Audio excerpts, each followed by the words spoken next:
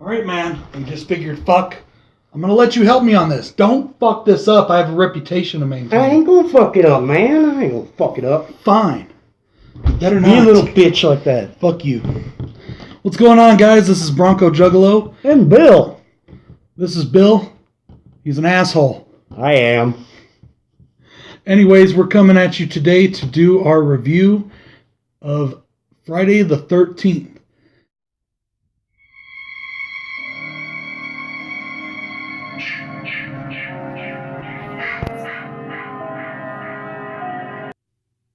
Now, this is going to be the first video in a series of videos. We're going to be reviewing every single Friday the 13th film.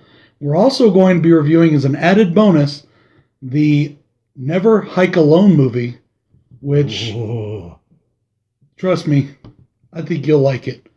So, strap in, guys, because here we go. It is time to get our kill on with Mr. Jason Voorhees, BroncoJuggalo, and Bill. But the first film doesn't have Jason. It's Mrs. Voorhees we're going to talk about. All right, guys. So Friday the 13th came out in 1980. It is directed by Sean Cunningham. It stars Betsy Palmer as Pamela Voorhees. It stars Adrienne King as Alice. And this movie also showcases the talents of a young up-and-coming actor that you might have heard of, name of Kevin Bacon. Delicious actor, because his last name is Bacon. Bacon is good. Definitely love bacon. All right, guys, we have a very simple plot. Basically, we have a summer camp, a bunch of counselors, and a killer on the loose. In 1957, a little boy drowned at the camp, and in 1958, 2 counselors were killed. 21 years later, the killing starts again. They are reopening the camp, which the locals now call Camp Blood. They are being warned not to open, but the owner of the camp, who is the son of the previous owners, are insistent on opening the camp. So that's where we pick up, guys. That is our storyline. It is a very simple premise, but it is a very awesome premise. This movie, what do you think? What do you think, Bill? This movie very much helped introduce us to the modern slasher. We had Halloween in 78. We had a couple others like Black Christmas. I think Black Christmas came out in 75. And this one very much kind of helped shape how slashers were delivered. I'll have to agree with you on that it did shape how the slashers were delivered. But I also love the fact that in this movie, they did sort of a thing like they did with Jaws, Alien. You didn't see the killer. That's true. You really didn't see anything. When you did, it was kind of the hands. They kind of did that in Halloween a little bit too, by keeping Myers always in the shadows and only seeing that white ghost face come out once in a while. And that was pretty cool. So definitely, I mean, this is definitely a groundbreaking film. In fact, I did a tag not too long ago called the Jason Voorhees tag, and they asked if there was no sequels to this film, and, you know, with the creation of the Jason character as he comes from the second film on, would this film still be a classic? And I definitely think this film would still definitely be a classic. I think it would too, just because of the fact that the way it was done, how well it was done for such a simple plot, like you said. And the fact that the killer ends up being a woman, which is not their MO. All right, guys, so now we're going to jump into the pros and cons section here. We're going to start with our cons today because there's not a lot of them, honestly, but there are a few. This is by no means a perfect movie. It's a classic, and it's a great movie, and we all love it, but it is not a perfect movie. Nope. We both agree on the first con. Our final girl, if you can call her that. Alice, I'm sorry. She was boring, and she is uninteresting. And I think she kind of looks like a boy. Well, in this day and age, that's not exactly considered a bad thing, but hey, who am I to judge? It was the 80s. Yeah. Well, that's the thing. In the 80s, we got all kinds of great things in slashers. You know, big-breasted women running from, you know, killers. Oh, yeah, bouncy, bouncy, bouncy. What's wrong with that? I mean, come on. And if you call me a pig, you can go fuck yourself. I don't care. And if you call me a pig, I'm going to agree with you. So, like I said, We agree on that. That was our first con. Neither of us like Alice. Adrienne King's performance is flat. It's completely uninteresting, and they did not give this character any good backstory. No development. They tried to throw something that she had some issues going on, but it was just total lackluster. It was not very good. Yeah. My second con in this is the other characters, the secondary characters. Like I said, Kevin Bacon's in this film. We have some decent acting talent, but they didn't give these characters any development at all. They are just flat out boring, flat characters. And that is something that, unfortunately, as we'll come to talk about in future videos, this franchise suffers from. Yeah. And bacon is supposed to be delicious. You said that already. But it's bacon. Shut up. So, what was your next con? The lighting. The lighting in the film. We agree on that as well. Too dark. You can't see what's going on sometimes. The only movie I can think of that has worse lighting than this was, what was that Alien versus Predator movie? The second one? Requiem. Yeah, Requiem. Oh, the lighting in that film is the only other one I can think of besides this one that has worse lighting. We definitely agree on the lighting. A lot of the first part of this movie takes place during the day. And so that's not too bad. It doesn't help set the mood very well. I mean, this film does have a very good mood, but to me, the mood is not set by the lighting. The mood is set by the acting and the music. Well, not really the acting, the story and the music. Let me put it that way. And so the mood is set well, but the lighting does suffer in this. During that thunderstorm, I think, was some of the worst lighting, in my opinion. And I just really felt that, I'm glad, actually, that they kind of improved upon that in future entries. My last con, and this is my con, is the plausibility of the story, in a way. Now, okay, this is going to be a small spoiler if you haven't seen this movie. And if you haven't seen this movie, what the hell are you doing watching this? Because the movie's 36 years old. They've been living under a rock. 37 years old. I'm sorry. Maybe even 38. I'm not sure exactly when this movie came out. What year is it? 2018, but I'm 36, and I was born in 81, but I was born towards the end of the year, so this movie is anywhere between 36 and 38 years old. So almost if you haven't 40. If you haven't seen this movie yet, sorry, spoiler, too bad.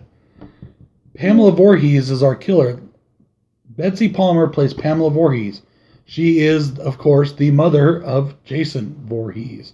And Jason Voorhees is the little boy who drowns at the beginning. Well, actually, do they show him drowning at the beginning?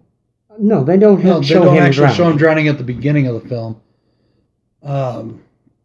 But they talk about the little boy that drowned in 57, and that was Jason Voorhees. So, but anyways, the reason I'm saying this is a con, the plausibility is a con, because some of the things that the killer does, Pamela Voorhees does in this film, seem a little unbelievable, because being a woman of her stature, I don't really think she had the strength to do some of the feats that are pulled off in this film. But it makes for an interesting look. It makes for interesting kills, and it's not a giant con. It's kind of nitpicky. I'll grant you that. You got anything else on the cons? No, I think we should get into the pros. Okay, yeah, let's do the pros, because I really like those. My first pro is the music and the iconic sound. You know, that which a lot of people say sounds like jiff, jiff, jiff, jiff, pop, pop, pop, pop. Product placement, anybody? I thought they said it sounded like j, j, j, j, sa, sa, sa, sa. It might, but it's just something I heard once. Yeah. But anyways, that was all done. That sound and the music was done by Henry Manfredi. And it is absolutely amazing.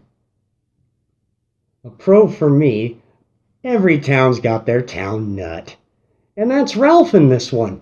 Kind of a creepy guy. Rides around on a bicycle.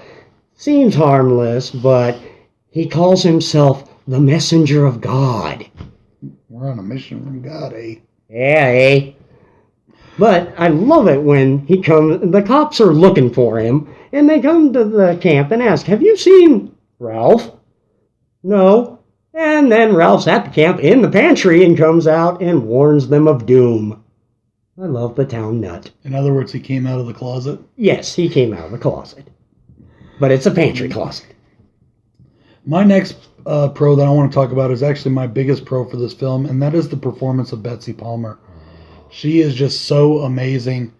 As she, at the end of the film, once she is revealed, I mean, who the killer is, and that's something else too, is in this film, you don't know who the killer is till the end.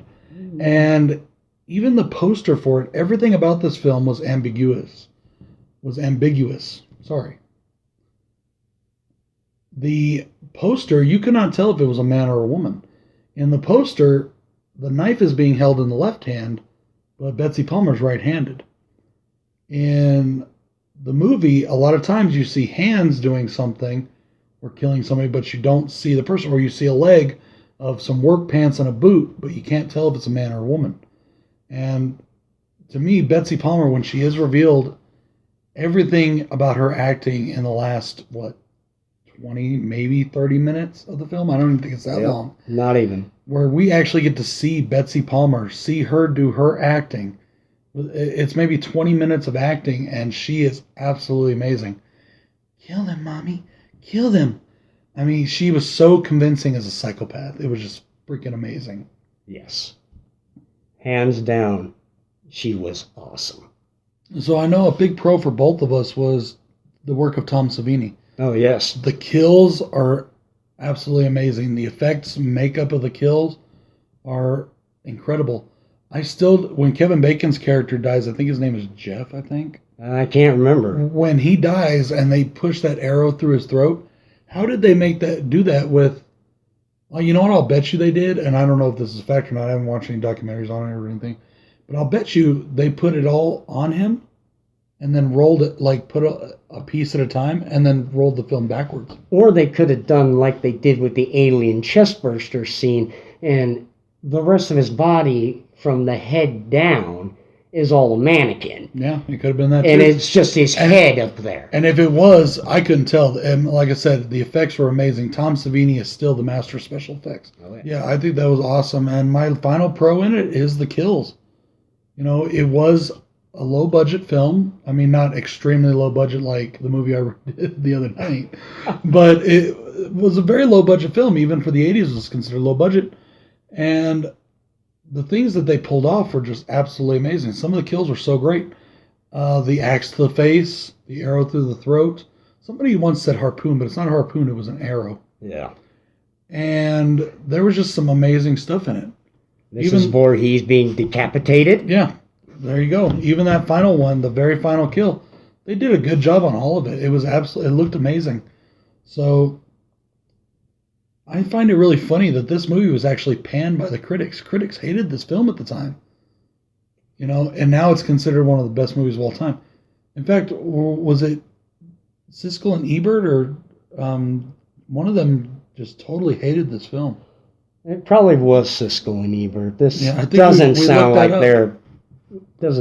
one of their movies they like. Yeah, we looked it up, and even because they gave praise to a lot of other horror films, but they totally panned this one. So, all in all, guys, I gotta say this is still a classic film. It is an awesome movie, and it had some really great things come out of it.